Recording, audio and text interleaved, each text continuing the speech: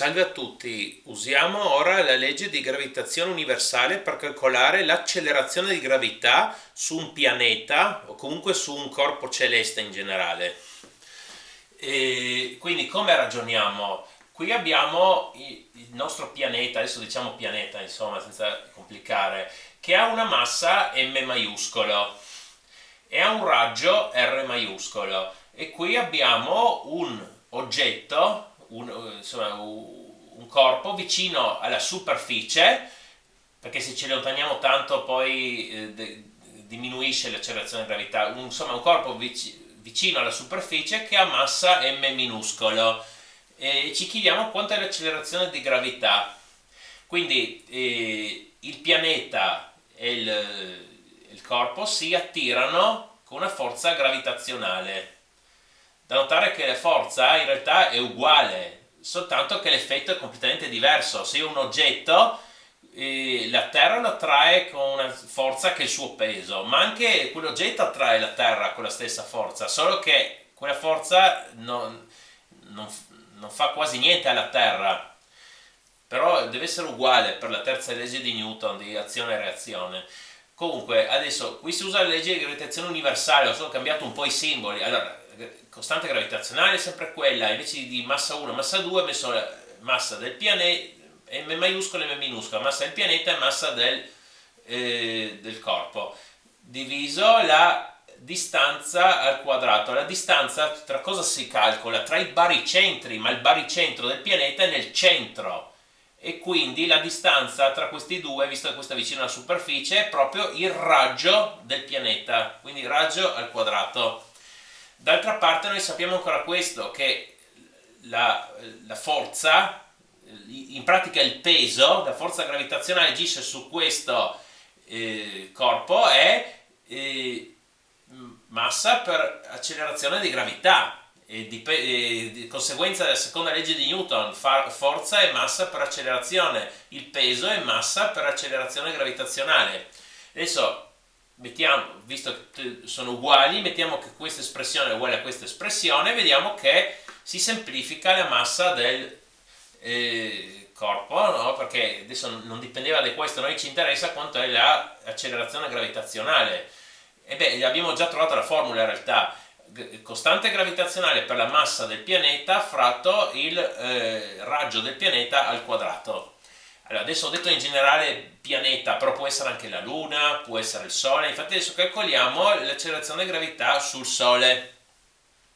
Il raggio del Sole è 696.000 km e quindi adesso possiamo scrivere, vabbè, è la massa del Sole è 1,99 per 10 alla 30 kg e cerchiamo quanto è l'accelerazione gravitazionale.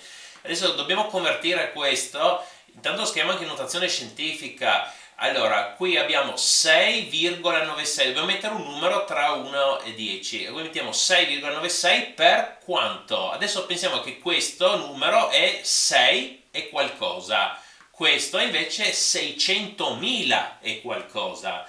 Allora da 6 a 600.000 si abbiamo moltiplicato con 100.000 e 100.000 è 10 alla 5, però abbiamo ancora i chilometri, noi vogliamo i metri, vabbè un chilometro è 1000 metri, allora bisogna moltiplicare con 1000, significa qua moltiplicare con 10 alla 3, quindi aumentiamo di 3 l'esponente, invece di 10 alla 5 10 alla 8 per avere i metri.